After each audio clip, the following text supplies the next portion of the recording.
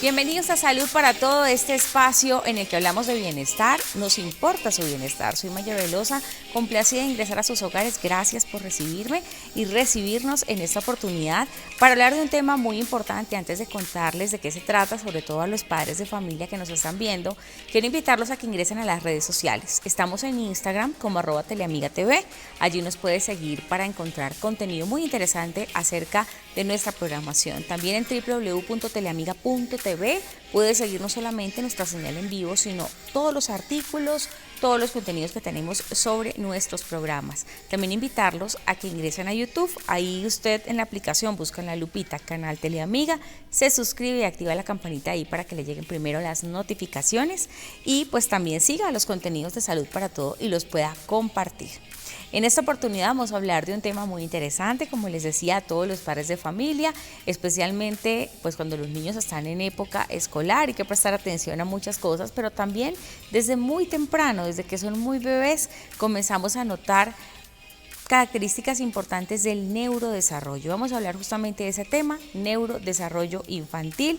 Para eso hemos invitado a una experta en la materia. Quiero darle la bienvenida a Juliana Triana. Ella es psicóloga de la Universidad de los Andes, especialista en evaluación y diagnóstico neuropsicológico de la Universidad de San Buenaventura, magíster en neuropsicología clínica de la Universidad San Buenaventura de Bogotá, es psicoterapeuta breve estratégica del Centro de Terapia Breve Estratégica, es experta en desarrollo pedagógico en primera infancia, neurociencias y neurodesarrollo. Bienvenida, Juliana, aquí a Salud para Todo. Gracias por estar aquí. Muchas gracias por la invitación.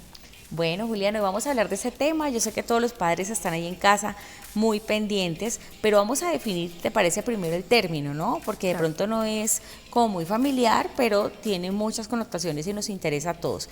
¿A qué llamamos neurodesarrollo infantil? Mira, el neurodesarrollo infantil, imagínate lo que es como una escalera, en donde tú naces sin ninguna habilidad y a través de la estimulación del ambiente vas escalando esos escalones para ir consolidando lo que nosotros conocemos como el aprendizaje más adelante, en los niños un poco más grandes.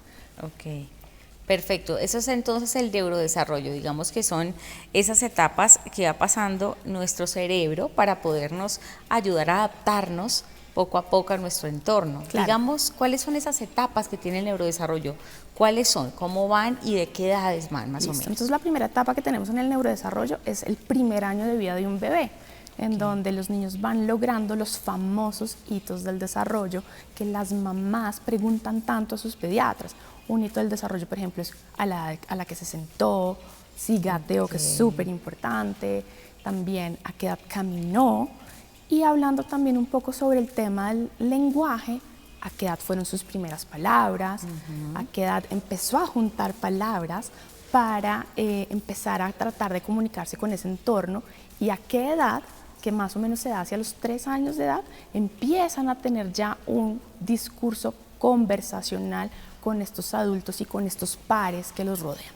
Empecemos justamente por los bebés, digamos ahí estamos viendo bebés, algunos estímulos que se pueden hacer, digamos, en estas etapas de neurodesarrollo. ¿A qué edad es correcto que el bebé comience a sentarse? ¿Cuáles son esos primeros estímulos que podemos notar? Vemos que un bebé cuando está muy chiquitito, cuando días de nacido, él siempre observa, ¿no? Observa a su alrededor, lo hemos notado también, empieza como a reconocer un poco, pero más adelante empiezan como ya, digamos, a avanzar. ¿Cómo es esa primera etapa, digamos, esos primeros estímulos del bebé? Listo. En este primer año de vida, a mí me gusta mucho que las familias entiendan y también estimulen una etapa que se llama nosotros, en donde los niños crean una conexión emocional estrecha con su cuidador primario. Puede ser la abuelita, puede ser la mamá, puede ser la nana, pero esto es lo que va a determinar ese funcionamiento del niño en un entorno social. Hablabas mucho sobre todo el tema del desarrollo motor y sobre el tema del lenguaje. Entonces, un niño debería empezar a girarse sobre los 5 meses de edad. O sea, darse vuelta. Ajá, en la cama, ojo. Okay, ¿sí? Para que no los dejen solos. Sí. Me voy a bañar en 10 minutos y el bebé está ahí encima de la cama. No. Entonces, sobre los 5 meses, un bebé debería empezar a girarse. Los bebés que nacen por cesárea tienen sostén cefálico, es decir, mantienen su cabecita erguida sobre los 4 meses y los bebés que nacen por parto natural sobre los 3 meses. Ay, no, pero es que mi hijo a los 5 meses todavía de pronto no sostiene la cabeza solo. Es importante en ese momento consultar al pediatra para revisar si hay algún tema en el neurodesarrollo. El siguiente hito que es muy importante es la sedestación, es decir, a qué edad debería sentarse un bebé. Esto ocurre sobre los 6 meses y no necesariamente nos deberíamos angustiar si a los 6 meses mi hijo no se sienta solo, ¿no? Pasa mucho, ¿no? Que se angustian los papás diciendo que está pasando. Exacto. Mi otro hijo, si es que tienen otro, dicen, ay, no, es que se sentó temprano y este no. ¿Eso en qué radica? Digamos, porque, digamos, dos hijos de sus mismos papá y mamá se sientan a diferentes edades. Mira, la explicación de por qué es diferente en uno y en otro hijo, digamos que no la tenemos muy clara ni muy certera, porque puede haber un tema genético, algo congénito, de pronto con el primer hijo uno es un poco más juicioso con con esta estimulación. Sin embargo, es muy importante que las familias sepan varias cosas. La primera, cada niño es un mundo y ese neurodesarrollo, digamos que tiene como unos hitos y unos tiempos, pero que si no se da a los 6 meses que el niñito se sentó, pues no me debo preocupar. Si a los 9 meses mi hijo todavía no se sienta, yo digo, ok, aquí puede estar pasando algo. O sea, el delay entre el hito y el momento en el que se da puede ser más o menos de 3 meses para no tenerme que preocupar. Lo segundo, y es una creencia popular, es que también nos dicen mucho, eso el niño lo va a lograr, cada niño lo logra a su tiempo, y sí, y al mismo tiempo no. ¿Sí? ¿Por qué sí y por qué no? Porque digamos que, como te digo, biológicamente depende de la estimulación medioambiental que reciba cada niño, puede que se dé en el hito, ¿cierto? O puede que no, pero tampoco se trata de estar con el libro tratando de que el niñito haga el hito del desarrollo, ni tampoco relajarme demasiado, que pasó un año y como cada niño tiene su tiempo, entonces pues no hagamos mucho, ¿sí? Claro, sí. Entonces depende mucho también de esa interacción con el adulto, ese nosotros del que yo te hablo, que se dé o no se dé ese hito del desarrollo. Perfecto. El siguiente, que es muy importante, es el gateo. El gateo. Siempre en neurodesarrollo vamos a hablar sobre la importancia de que un niño gatee y explore el mundo. Y en el gateo pasan un montón de cosas. Entonces, leemos en redes sociales, por ejemplo, mamás, que ¿dónde consigo rodilleras para que el bebé no le duelen las rodillas porque va a empezar a gatear? O este piso que venden que es como especial, que parece un rompecabezas, que es como acolchonadito, para que no se golpee, para que pueda gatear tranquilo por la casa. Esto es parte de la vida. Al bebé no le va a doler, no se va a lastimar, ¿sabes? Es importante que los dejen estar en el piso, explorar, claro. Está, como decimos nosotros los terapeutas, la vitamina MM de mugre que les da angustia existencial a las familias, ¿cierto? Pero es muy importante para el desarrollo el gateo, no solo porque estás haciendo cruce de línea media cuando estás avanzando, sino porque acuérdate que los niños aprenden a través de los sentidos y el hecho de estar en el piso explorando pues va a nutrir ese desarrollo del cerebro del cual estabas hablando tú, que se dan los primeros 5 años en un 85%. Y además que ellos repiten mucho lo que ven de su papá y su mamá. A veces papá y mamá comienzan a hacer el movimiento para poderle ayudar y que él entienda que cómo debe ser el gateo. Entonces eso también ayuda, ¿no? Que los papás también le ayuden, no solamente lo dejen solo, digamos que sea algo orgánico que ocurra, sino que ellos estén allí para ayudarle. A mí me da mucha risa el tema del gateo porque yo siempre pregunto, ¿gateó o no gateó? Sí, doctora, sí gateaba, pero de colita. No, eso no es gateo. Gateo es mano adelante izquierda, pierna derecha y hacer este movimiento es lo que es realmente el gateo. ¿Qué pasa si mi hijo no gateó? ¿Sí? No pasa nada. Lo puede hacer al año y medio, a los 2 años, pero debe cumplir la etapa del gateo. ¿Listo? Porque esto hace unas conexiones neuronales a través de una estructura que está en el cerebro, que es el cuerpo calloso. Y es lo que conecta los 2 hemisferios, que eso más adelante va a ser muy importante para aprender. Entonces, ese es el real beneficio del gateo. interacción Digamos, con el entorno, sí. ¿cierto? La parte sensorial y toda la interconexión neuronal que hay entre los dos hemisferios. Es decir, que cada cosa que el bebé va aprendiendo, es decir, pues agarrar cosas también cuando son bebés, el gateo, todo eso va a influir en su desarrollo futuro, digamos, Sí, ok, así todo es. tiene una conexión. El siguiente hito entonces es la marcha, ¿cierto? El caminar. Eso más o menos surge entre el año y los 18 meses de edad. Ok. ¿Listo? Empiezan a cogerse de las cosas, a ser solitos y más o menos digamos que lo normal o lo típico es que un niño tiene tiempo hasta los 18 meses para caminar. Ay, ¿qué pasa si mi hijo de pronto no camina a los 18 meses? Bueno, entonces tenemos que entrar a mirar. Es un tema de pronto de peso, No es puede un ser. tema motor, ¿listo? Entonces siempre ir muy de la mano del pediatra, que el pediatra sea quien me vaya guiando en este proceso del neurodesarrollo de mi hijo. Eso es en cuanto a lo motor, En pero cuanto a lo también motor. está otra habilidad que es fundamental para la vida, que es el lenguaje. El lenguaje no solamente me permite expresarme, sino entender lo que me está diciendo el mundo y más adelante va a ser el precursor de la habilidad de atender, poder seguir una instrucción, ¿cierto? La habilidad de permanecer, ¿cierto? Y también es el vehículo del pensamiento, es el que me permite a mí conceptualizar. Entonces el lenguaje es clave también. Primeras palabras, más o menos, se dan al año. Hay papás que me dicen a los 6 meses. A ver, primeras palabras claras es mamá, papá, tete, ven, dame, toma, vamos, ¿sí? Esas son las Y primeras se palabras. pelean los papás. Que ojalá diga papá primero dijo mamá, que dijo diga papá mamá. primero, ¿sí? Sí. Lo importante es que se dé, ¿listo? Ok. Luego viene una etapa que es divina, en donde el niño está tratando de construir frases y junta dos palabras. Eso se da a los 18 meses. Mamá, tete. Ya te está diciendo, mamá, Claro. quiero tete. Las Papá, junta. ven, pelota, ven, vamos a jugar. Eso más o menos se da a los 18 meses. Y coincide también mucho como esa explosión del lenguaje con el ingreso al jardín infantil, de lo cual lo vamos a hablar más adelante. Y luego ya el lenguaje estructurado claro se da hacia los 3 años, donde ya tú le puedes, cuando llega el niño al jardín, preguntarle a tu hijo cómo te fue, con quién jugaste, qué hiciste, qué te gustó, qué no te gustó, y el niño va a poder mantener una conversación fluida contigo. Claro. Yo soy partidaria de pararle muchas bolas al tema del desarrollo del lenguaje porque me va a marcar esas otras habilidades de las cuales hablamos ahorita, que es lo que más adelante vemos impactado de manera negativa en el desarrollo de los niños escolares. Tú acabas de mencionar algo que me parece importante allí hablarlo en el tema del lenguaje.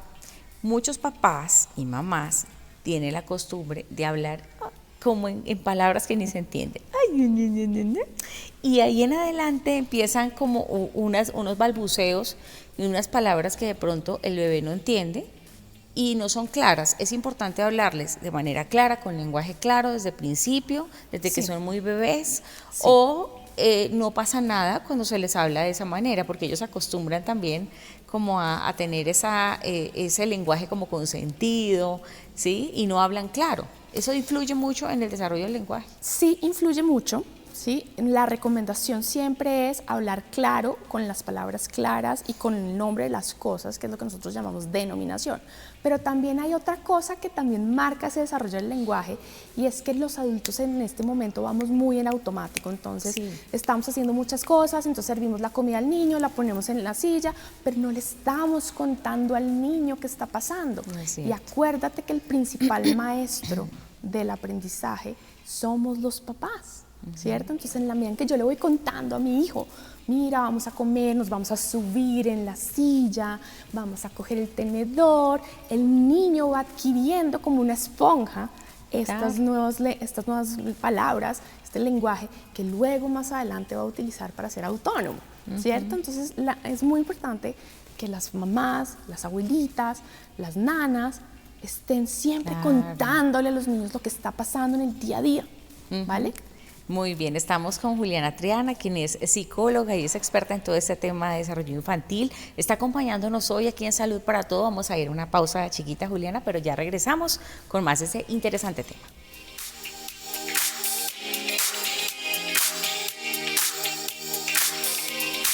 Y estamos de vuelta aquí en Salud para Todo y hablando sobre neurodesarrollo infantil. Estamos con Juliana Triana, quien es psicóloga experta en este tema, está con nosotros hoy conversando sobre las diferentes etapas justamente del ser humano, bueno, y de los niños básicamente, los bebés y los niños en edad infantil, escolar. Ya vamos a ir para allá, pero Juliana, estábamos hablando en el bloque anterior, antes de irnos a la pausa, lo importante que es que los padres ayuden y sepan cuáles son esas cosas que pueden ayudar a sus hijos a tener un neurodesarrollo más óptimo. ¿Qué cosas, otras cosas adicionales podrían hacer los papás de un bebé para ayudarle a estimularse y cuando va pasando las etapas también para ayudarle a hablar? Buenísimo. Mira, es muy frecuente, por ejemplo, que tú quieras poner a tu bebé boca abajo y el bebé manifieste inconformidad o incomodidad. Entonces yo tengo la creencia como padre que como el bebé está llorando, entonces yo mejor no lo hago porque pues no quiero que mi hijo sufra, ¿cierto? Hay algo que para mí es muy importante que los papás sepan y es que el llanto no necesariamente significa sufrimiento. Es la forma en la que el bebé me está contando que de pronto esto no me gusta. Y en la vida se vale que las cosas no te gusten, pero igual la tienes que hacer, porque si, digamos, dejamos de hacer esta estimulación, ponerlo boca abajo, que es el ejemplo pues como más común, o ponerlo a gatear, y el bebé me muestra que no, entonces yo mejor no lo hago. Lo primero es eso, tener claro que es importante darle la oportunidad al bebé de estar expuesto a todos estos estímulos que me generan disconfort, también confort. Eso es lo primero. Lo segundo, pues, informarse mucho sobre qué estímulos, qué actividades puedo hacer con mi bebé. Masajito de cremita, ¿sí? Acuérdate que aprenden a través de los sentidos. En sus manitas, Después del baño, un masajito con cremita. Hay guantes de texturas también para que el bebé empiece a reconocer una serie de texturas. Muy importante y pasa también mucho, y es que quieren que estén pulcros e impecables después de la hora de la comida. No, dejen que se ensucien, dejen que coman con la mano. Vemos mucho en la infancia dificultades sensoriales porque o no estaban en el piso o comían y rápido los limpiaban, por ejemplo. Este tipo de cosas son cosas muy sencillas, pero que a veces uno cree que está haciendo más y en verdad está haciendo menos, ¿cierto? Sí, además se ve un tierno. Exacto. Comiendo pasta. Exacto. Entonces, hoy en día hay un jurgo de estrategias, baby-led weaning, ¿sabes? O sea, ya no es la alimentación tradicional como tú y yo que nos daban compotica hecha, licuadita, no. También eso, los bebés van creciendo y en la medida en que van creciendo, pues los retos vienen también y hay que ir cambiando el entorno para darles la oportunidad de que ese cerebro se nutra del entorno y se estimule. Entonces, no solamente cremitas y compoticas licuadas, también hay que empezarles a dar la frutica picada. Y tú dirías, ¿qué tiene que ver esto con lo que estamos hablando? Y tiene que ver mucho, porque la alimentación y forja, digamos, dentro de la cavidad bucal, sensorialmente, ese aparato orofonatorio que es lo que me va a permitir que el lenguaje se dé. ¿Cierto? Entonces, si es tan licuadito, pues no va a ser muy eficiente, por ejemplo. Esas son pequeñas cositas que podemos hacer en la casa. Perfecto. Y pues obviamente si queremos llevarles un programa de estimulación adecuada, pues bienvenidísimo también. Por lo menos estos gimnasios que hay para bebés, porque los hay, o esos gimnasios que son especiales para poner en la sala con un tapetito y ellos pues van viéndolos cuando son muy bebés, o en el coche o en la cuna o en el corral se les colocan. ¿Eso también ayuda mucho? Claro que ayuda, a la estimulación? Claro que ayuda, porque hay elementos en movimiento. Acuérdate que hasta los 3 meses los niños solamente ven en blanco y negro, y en la medida que van avanzando pues van percibiendo el color. Ellos no ven súper nítido y definido como vemos tú y yo, pero van entonces también, o sea, nuevamente, todo lo que tú hagas en pro de generar desarrollo en tu hijo es súper valioso, porque el cerebro se nutre es del entorno en el que te estás rodeado.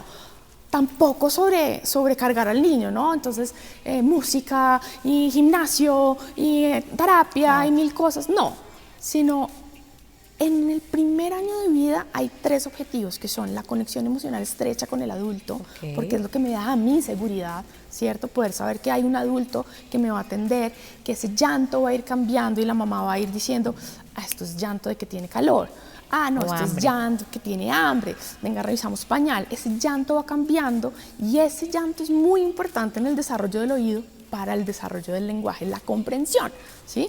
Entonces, permitir el llanto, sí, acompañar al bebé, ¿cierto? Estar yo tranquila como mamá, como cuidadora, si el bebé está muy alterado también, entonces balancear un poco, ¿sabes?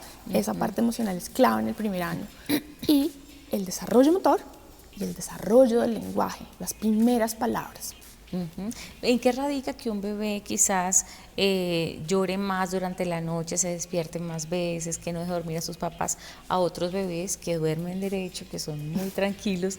Eso es una pregunta quizás que tiene que ver con el desarrollo del bebé y su crecimiento, que angustia a muchos padres, ¿no? Dicen, no, pero es que no podemos dormir. Y con otro bebé, que pasa con la misma pregunta de hace un rato, porque dos hermanos son tan diferentes, dormimos tranquilos, el bebé es más tranquilo. ¿Va en la personalidad? Puede ser en la personalidad, Ok. mira, pasan demasiadas Puede cosas. ser un indicio de la personalidad. Puede ser un indicio de la personalidad, lo es. Yo te voy a contar, yo tengo 2 hijos. Ajá. Mi hijo grande es un santo para dormir. Mi hija chiquita es un terremoto para dormir. O sea, te digo que va a cumplir 6 años y hasta ahora no duerme sola, ¿sabes? Ajá. Pero también tiene mucho que ver con ese desarrollo de los sistemas que conforman tu cuerpo. Por ejemplo, en el caso de mis hijos, ¿cierto? El desarrollo del sistema digestivo de mi hija chiquita era diferente al de mi hijo grande. Okay. Entonces eso hacía que ella estuviera incómoda. Yo creo que las familias tienen que desarrollar la habilidad de notar, observar y conocer muy bien a su bebé, claro, ¿cierto? Y en la medida en que tú observas a tu hijo, vas a poder emprender acciones que, no sé, voy a darle la agüita de manzana con lechuga al bebé para que duerma más, o de pronto esto no le gustó, en fin, tiene mucho que ver con cada individuo, también es genético. Claro, tiene que ver con esto. En el caso de los padres que tienen niños con algún síndrome, como el síndrome de Down, o alguna discapacidad, pues allí el neurodesarrollo cambia. Sí. Quizás yo tengo conocidas que tienen una bebé de 3 años, la niña tiene síndrome de Down y le costó más tiempo aprender a caminar, y cuando ella estaba embarazada de su segundo bebé, pues le dijo, necesito que aprendas a caminar rápido porque viene tu hermanito y no voy a poder. Y la niña curiosamente aprendió después de los 3 añitos. Divino. Fue un poquito más demorado, pero en esos casos, ¿cómo se puede estimular a ese tipo de bebés? Bueno, las barreras en el desarrollo existen, y digamos que en este caso que tú nos estás contando, pues cuando tú naces con síndrome de Down es súper evidente que hay una barrera, ¿cierto? Claro. Pero hay otros casos, de pronto, como los casos de niños que están dentro del espectro, que tú los observas y tú en tu corazón sabes que algo de pronto no va como debería fluir, pero a veces como que no lo reconoces a tiempo, y sí, es súper difícil reconocerlo. Cuando una vez ya tienes un diagnóstico, como en el caso de tu conocida del síndrome de Down, pues es muy importante que tú tengas claro que hay una barrera y que va a haber un delay, un retraso en este desarrollo. Independientemente del diagnóstico, todos los niños tienen que ser estimulados, tienen que tener esa posibilidad. No porque entonces, y conocí un caso de un niño con síndrome de Down que llega a Eureka, que es el jardín infantil que yo dirijo, cuando tenía casi 5 años, y él aprendió a caminar en Eureka, ¿sí? Y gran parte de lo que pasaba, Maye, era que como el niño tenía un diagnóstico, y a veces esos diagnósticos traen unas comorbilidades, unas enfermedades, son niños que sufren del corazón, se enferman de temas respiratorios con mayor propensión que otros niños, claro, las familias empiezan a ajustar el mundo de ese niño al mundo a ese niño, y no el niño al mundo. Eso es un error. Y eso es un error, ¿cierto?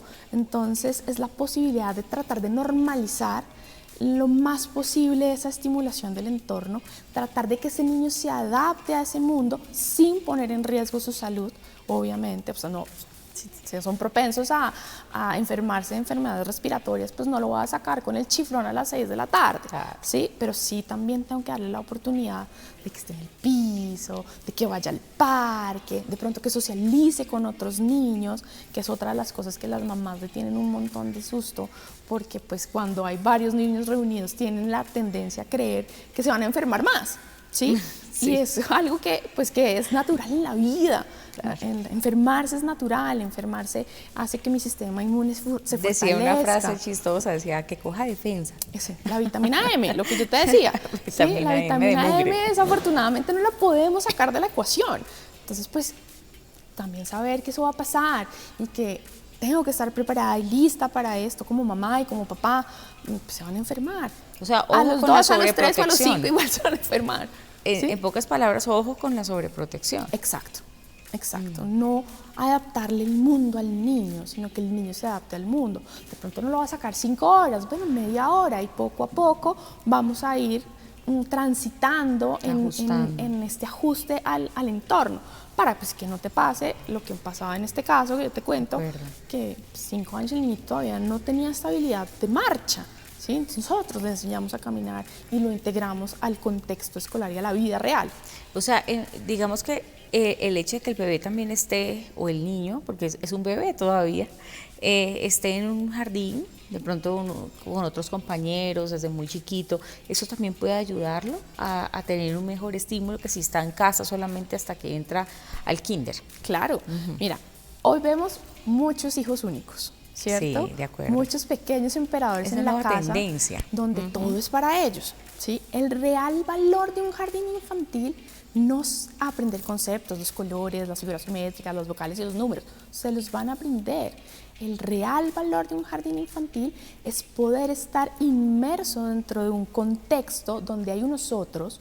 Y recordemos que los niños son egocéntricos hasta los 6 años. ¿Qué quiere decir egocéntricos? Yo primero, esto es mío, mi mamá, yo, ¿cierto? El egoísmo, exacto, tal vez un poco. Y poder llegar a un entorno donde hay otros niños y que de pronto ya no es lo que yo quería, y tener la posibilidad de resolver las situaciones en la vida cotidiana. Que ¿cómo se resuelven en la primera infancia? Empujando, rasguñando, ¿sabes? Mordiendo, sí, porque todavía no se ha desarrollado el lenguaje. Entonces, esta inmersión dentro del contexto escolar de la primera infancia en el jardín infantil, acompañada por un adulto que te enseña a usar tu voz en lugar de tus manos, ¿cierto? Y que te enseñe que hay un entorno y que claro, tú querías eso, pero de pronto no, y que eso que te pasa aquí adentro se llama frustración, se llama tristeza, se llama rabia, que es muy importante, que son las habilidades blandas, y poder acompañar a los niños a identificar estas emociones, pues tiene mucho valor, porque además las habilidades socioemocionales se enseñan. Si yo no permito que mi hijo esté inmerso dentro de un contexto escolar, pues no va a tener el modelo porque no está expuesto, porque no hay otros niños, ¿sí? Claro. Mira qué pasó en la pandemia. En la pandemia nosotros, porque nos tocó, pusimos en hold ese desarrollo social de nuestros hijos. Y estos niños que estuvieron tanto tiempo en casa son niños que son disregulados, que tienen fallos atencionales, que son más egocéntricos, porque eso fue lo que les tocó. Entonces, el real valor de ir a la escuela es el contexto de la resolución del conflicto, la identificación de las emociones, tener ese modelo que me enseñe estas habilidades socioemocionales y poder resolver y ser más resiliente. ¿Qué es la resiliencia? Adaptarse al entorno. Bueno, también hay un error quizás que cometen muchos padres, y es en el tema no solamente de la sobreprotección, sino también evitar ciertas emociones. Y quiero hablar de las emociones porque lo acabas de mencionar, que es importante que ellos exploren y aprendan a identificar qué es la ira, qué es la tristeza y todo este tema. Entonces vamos a ir a una pausa cortica, Juliana, pero ya regresamos para hablar del tema de las emociones, que es clave y fundamental, sobre todo ya cuando están compartiendo con otros niños y están empezando a vivir otras experiencias del mundo. Vamos a hacer una pausa y ya regresamos con más aquí en Salud para Todos.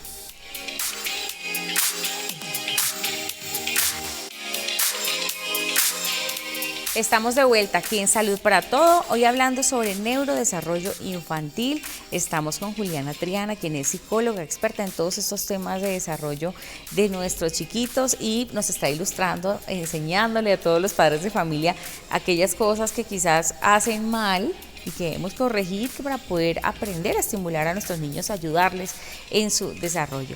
Hablábamos ahorita, Juliana, antes de la pausa, de lo que ellos viven y empiezan a vivir en un jardín, ¿no? Todas las experiencias que comienzan a abrir sus ojos al mundo, a ver que hay otras personitas iguales a ellos, que deben aprender a compartir, Esas son cosas esenciales en el ser humano. Pero hablemos de las emociones. Yo me quedé en el bloque anterior con esta pregunta y es porque muchos padres dicen, no, mi hijo es un niño, varón, y no puede llorar. No puede llorar y le limitan el llanto para que el niño no llore. En cambio, las niñas sí pueden llorar porque eso es cosa de niñas.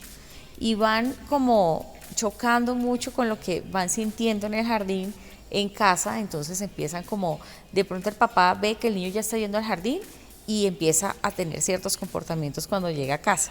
Y entonces trata de frenarle esas emociones. Sí. ¿Por qué? Mira, nosotros fuimos educados de una manera muy tradicional, se cayó, parece que no pasó nada, los niños no lloran, y hoy en día estamos viendo un modelo de crianza un poco más respetuoso en donde acompañamos esas sensaciones y alfabetizamos a nuestros hijos en qué es la tristeza, qué es la rabia, qué es la alegría y qué es el miedo. Esas son las 4 principales emociones que nosotros deberíamos trabajar con niños menores de 5 años. Ok. ¿Listo? La otra cosa que los papás tienen que saber es que los niños, aparte de que son egocéntricos hasta los 6 años, su aprendizaje es más visual que verbal. Es decir, ellos necesitan poder ver cómo se ve la expresión de la rabia, cómo se ve la expresión de la tristeza, y necesitan que los adultos los acompañemos y les contemos, ay, parece que lo que te está pasando es que tienes rabia, porque tu cara está así, y tu cuerpo está así, y estás haciendo así. Yo no puedo decir qué es, pero pareciera, y en la medida en que yo le cuento cómo te ves, ¿cierto? El niño va a decir, sí, esto se llama rabia. Y muy rápido aprenden esto para poder estar en un entorno escolar y poder compartir, ¿sí? Ser un poco más empáticos con los otros niños que los rodean. Hasta los 3 años los niños van al jardín infantil y están inmersos dentro de un grupo, pero digamos que no juegan, ¿sabes? No hay un juego colaborativo donde los niños están ahí. Los papás siempre preguntan, pero si tiene amiguitos, y yo digo, pues están en el mismo espacio, pero por etapa de desarrollo no deben ni hacer juegos de roles ni nada de esto. A los 3 años hay un cambio divino en este desarrollo y empiezan a darse cuenta que hay un otro, ¿sí? Y que con ese otro es chévere jugar, y empieza también otra cosa muy, muy linda en el desarrollo cerebral, y es la planeación. Para yo poder jugar contigo a la lleva, tengo que inventarme las reglas, porque si yo no me invento las reglas, pues el juego se acaba, y si tú no cumples estas reglas, pues el juego se acaba, ¿me explico? Entonces empiezan a tener este juego de roles, juegan al bombero, juegan a la ambulancia, es divino verlos como ellos juegan a la tienda, y empieza todo esto, lo que es ya realmente compartir y socializar hacia los 3 años, 3 años y medio.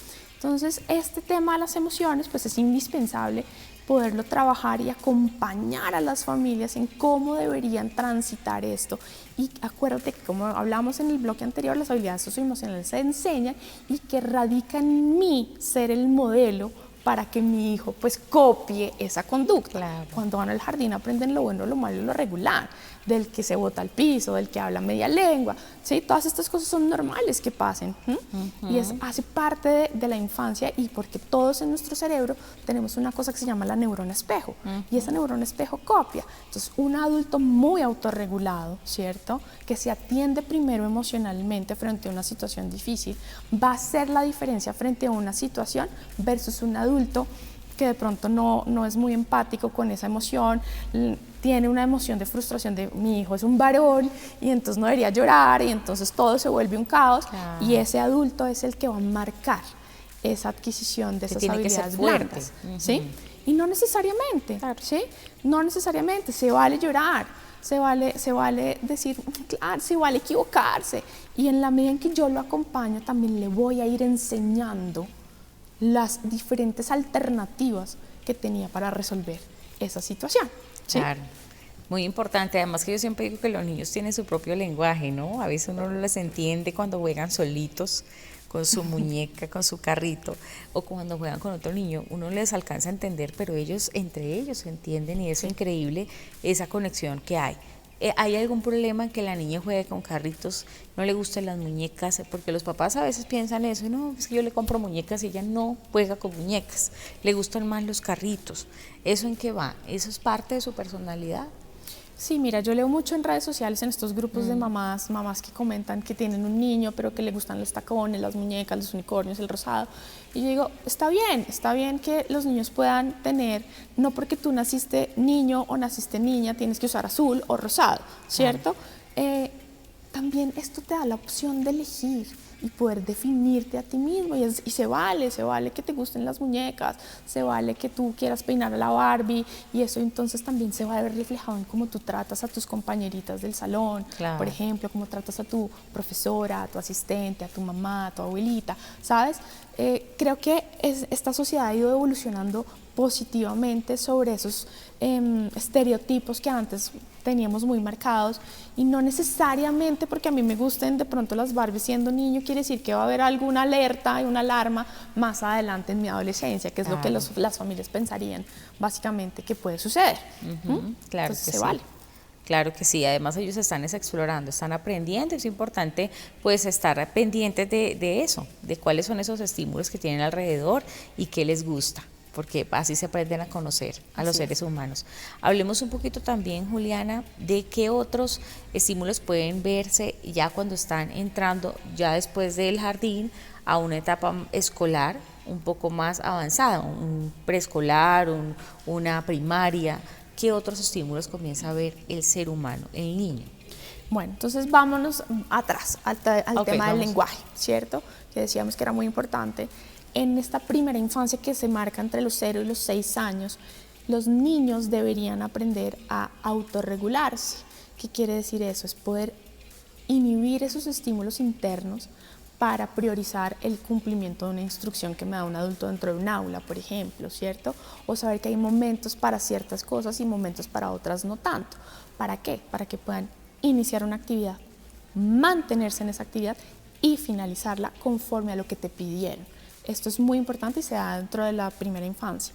Otra tiene que ver con la autonomía y es qué tanta ayuda necesito recibir de un adulto para hacer algo que me pidieron, ¿cierto? Entonces, en el jardín infantil, por ejemplo, los niños aprenden a tener habilidades como lavarse las manos solos, comer solos, usar el vaso sin tapa para no regarse, ¿cierto?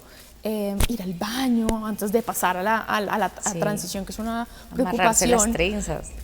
Eso se da más hacia los 5 o 6 años, ¿sí? Ok. Pero digamos que guardar tus cosas y cuidar tu saco, por ejemplo, cuando vas a un colegio grande, pues hay 120 niños, no sé, nadie va a estar detrás tuyo recogiendo el saco por más de que esté marcado, ¿sí? Cosas de este estilo, por ejemplo, mantener su mesa de trabajo organizada, aprender a estar cómodos dentro de su propio cuerpo, porque eso también es precursor de fallos atencionales. Claro. Obviamente la parte emocional en contextos más pequeños es más fácil de manejar que en contextos más grandes, que son los colegios grandes. Es mucho más fácil acompañarlos para que aprendan a reconocer esas emociones y aprendan a transitar por esas emociones siendo egocéntricos, ¿sí? También todo lo que tiene que ver con el lenguaje, porque el lenguaje es el autorregulador interno, ¿sí? Entonces papás que me dicen, oye, es que a los 18 meses juega con la guitarra, la bota, luego saca las fichas, yo veo que no permanece, yo digo, pues no tiene que permanecer, porque tiene 18 meses, pero ya en el jardín infantil a los 3 años ya sí necesitamos que los niños sigan instrucciones, permanezcan, etc. Por ejemplo, ese llanto descontrolado cuando lo dejan en el jardín, hay niños que lloran, lloran más los papás cuando los dejan que los niños. Pero digamos, eso es parte de la vida. Hay niños que también son felices, les dice, pasa ir al colegio y no lloran para nada, pero hay otros niños que lloran porque no se quieren separar de mamá. Entonces, eso también tiene que ver mucho con ese vínculo que han logrado tener. O esa necesidad de explorar otras cosas. Mira, cuando un niño entra al jardín infantil, su puerto seguro que desarrolló en el primer año, ¿cierto? De lo que hablábamos antes, es su cuidador primario, su mamá, su papá, su abuelita, ¿cierto? El niño llega a un sitio donde no conoce a nadie, por más de que las señoras sean adoradas. Acuérdate que los niños no manejan el tiempo. Y a los 2 años se da una cosa que se llama la permanencia del objeto, que es la garantía que ellos tienen de saber que sí van a volver por ellos. Eso pasa a los 2 años. Pero ellos lo que están pasando en ese momento es una ansiedad de separación, porque no tienen la garantía de que van a volver. Un proceso de adaptación en un jardín infantil en promedio dura 6 semanas. ¿Qué tengo que hacer yo como familia cuando veo que voy a dejar a mi hijo, se me cuelga la ropa, está atacado llorando? Tengo que darle seguridad. Y mi cara, mi lenguaje no verbal tiene que mostrar eso. Yo le puedo decir, mi amor, vas a estar seguro, ¿cierto? Pero no, yo no estoy segura de que en verdad va a estar bien y va a estar seguro. Entonces, la primera decisión es que los papás estén listos para que su hijo inicie la etapa escolar con todo y que viene el llanto. Eso es la primera. Muy importante, que las familias con estén todo seguras. lo que eso lleva. Exacto. Las enfermedades y demás. Lo segundo es que mi lenguaje no verbal transmita esa tranquilidad. No solo decirlo, sino que se lo transmita, ¿cierto? Y lo tercero, darle un abrazo y siempre despedirse y decirle, yo voy a volver por ti. Cuando salgas, va a venir la tata, que es la abuelita, y va a estar ahí y cumplir. Ser muy puntual en la hora de recogida. Uno piensa que eso no tiene ninguna incidencia en esto y es importantísimo. Cuando llegan antes también se desorganiza el grupo porque ellos ven que la puerta se abre y quiere decir, pues pucha, ya se va Pedro, entonces ya vienen por mí y de pronto no llegaron rápido. ¿Yo qué pienso? Ya no van a venir. Acá me dejaron, ¿cierto? Entonces ser puntual en la hora de llegada, la hora de recogida es fundamental para que ellos se adapten y dura 6 semanas. Juliana, estamos aprendiendo un montón, todos los papitos en casa, yo sé que están muy pendientes de este tema. Vamos a ir a última pausa, ya regresamos con más aquí en Salud para Todos.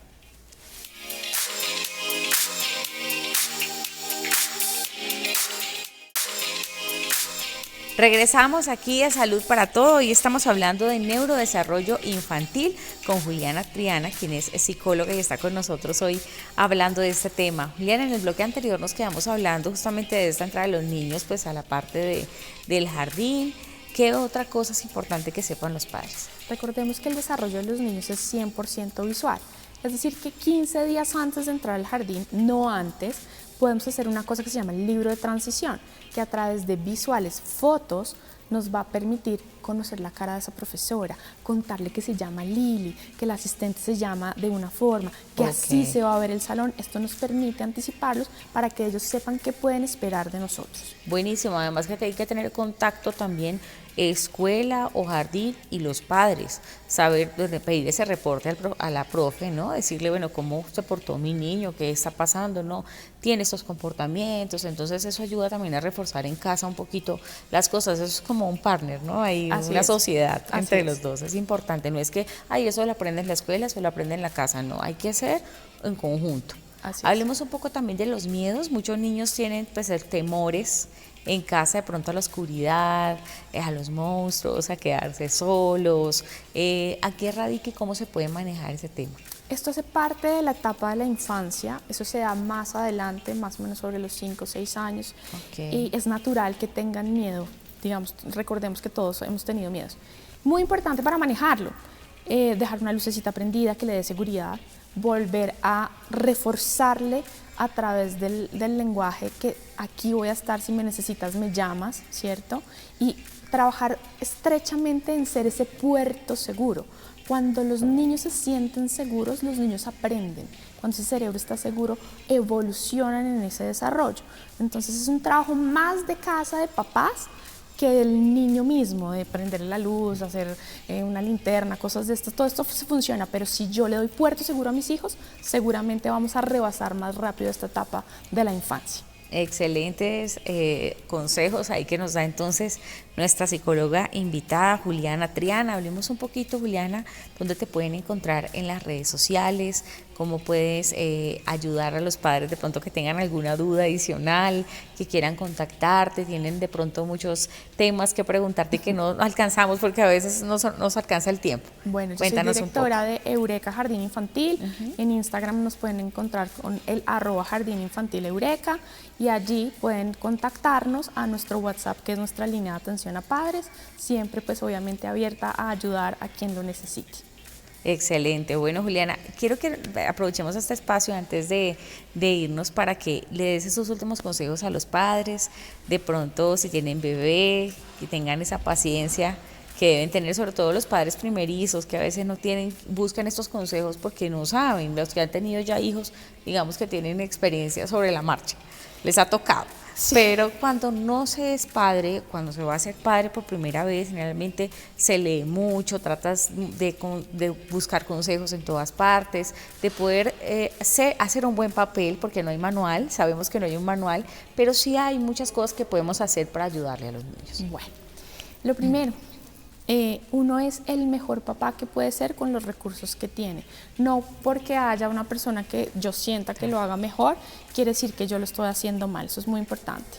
Lo segundo, informarse siempre de personas expertas, el pediatra, el psicólogo, la directora del jardín. Esto también ayuda un montón porque a veces uno cree que está haciéndolo bien y resulta que las mejores intenciones generan los peores resultados. Muy importante también ir a la calma y que entender que en la crianza de pronto ya logré dominar la logística de mi bebé hasta los 2 años y resulta que cambió. Entonces estar abierto a este cambio es muy importante, va a hacer que tu vida sea mucho más tranquila. También pues consultar con cosas que le hayan funcionado a otras personas cercanas, sin tampoco llenarme de mucha información que de pronto me genere una angustia y un estrés. Eso también es muy importante. Yo diría que lo más importante es hacer lo mejor que puedo hacer con los recursos que tengo. Claro que sí, además que incluir al niño en actividades lúdicas, recreativas, deportivas, eso puede ayudarlo también a estimularse y no presionarlo, que tiene que leer. Hay padres que de pronto tienen estos niños superdotados y queremos que nuestro niño sea así, ¿no? Cada niño tiene su etapa, su momento, y no hay que presionarlo. De pronto si le compras un libro para leer que tenga dibujos, que lo estimule, que le guste lo que está haciendo, no obligarlo. Sí, mira que es muy importante eso que tú estás diciendo. Es que a veces cuando nacen los niños, ¿cierto? Como en la propaganda de Johnson & Johnson, uno de los bebés divinos, perfectos, y tiene un jurgo de expectativas con relación a lo que va a ser la vida de su hijo. Y no necesariamente esa expectativa que yo tengo se va a cumplir. Por eso te decía, estar abierta al cambio y estar abierto a cómo te puedo ayudar y cómo te puedo apoyar. Claro que sí. Bueno, estuvo con nosotros hoy Juliana Triana, quien es psicóloga y nos ha explicado un poco acerca sobre el neurodesarrollo infantil. Quiero agradecerle muchísimo a ella que haya estado con nosotros. Ella es psicóloga de la Universidad de los Andes y es especialista en evaluación y diagnóstico neuropsicológico de la Universidad de San Buenaventura, magíster en neuropsicología. Muchísimas gracias por haber estado con nosotros. Gracias Julián. A ustedes, Maggie, por la invitación. Bueno, se nos quedan muchas preguntas, mucha información valiosa también que les dejas a todos los papás. Queremos agradecerte el tiempo, el espacio que has sacado en tu agenda para venir, y a todos ustedes gracias por habernos acompañado aquí en Salud para Todos. Hasta la próxima.